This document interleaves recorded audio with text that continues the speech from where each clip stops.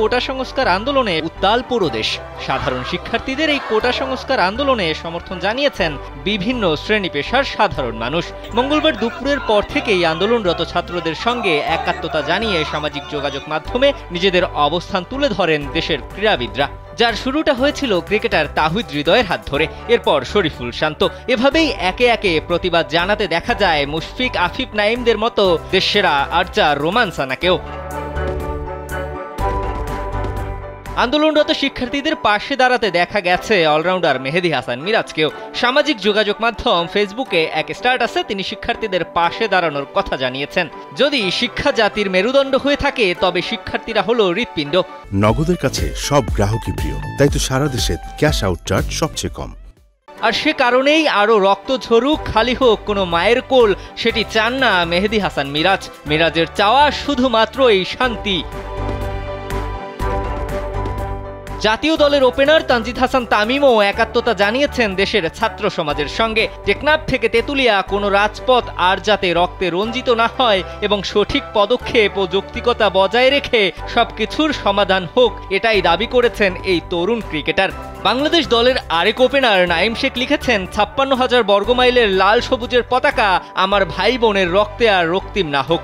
যৌক্তিক সমাধানের মাধ্যমে চলমান সংকট নিরসন হোক, তারুণ্য তার প্রাণ ও উদ্যম ফিরে পাক। সতীর্থদের এমন প্রতিবাদ দেখে চুপ থাকতে পারেননি ক্রিকেট পাড়ায় স্বল্পভাষী খ্যাত আফিফ হোসেন ধ্রুব। দেশটা আমাদের সবার, আমরা শান্তিতে বিশ্বাসী, অশান্তিতে নয়। আমার কোনো ভাই বোনের রক্ত আর না ঝরুক, যৌক্তিকভাবে চলমান সংকট নিরসন হোক। চলমান পরিস্থিতি দ্রুতই শান্তিতে রূপ নিবে, স্বাভাবিক হয়ে যাবে সবকিছুই, এমনটাই আশা করেছেন আফিফ।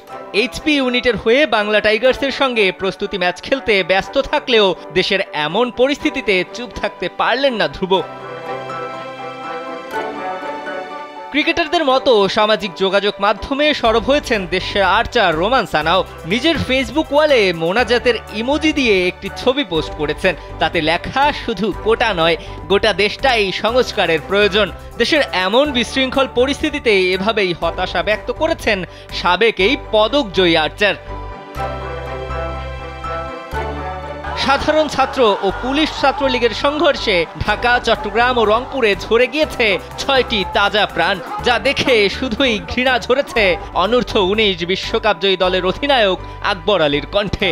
রংপুরে শিক্ষার্থী নিহতের সংবাদ শেয়ার করে ইনস্টাগ্রামে আকবর লিখেছেন, লজ্জা ছাড়া আর কিছুই নয়। আর এভাবেই কোটা বিরোধী আন্দোলনরত শিক্ষার্থীদের পাশে দাঁড়াচ্ছেন দেশের ক্রীড়াবিদরা। দিবাকর চৌধুরী, কালবেলা।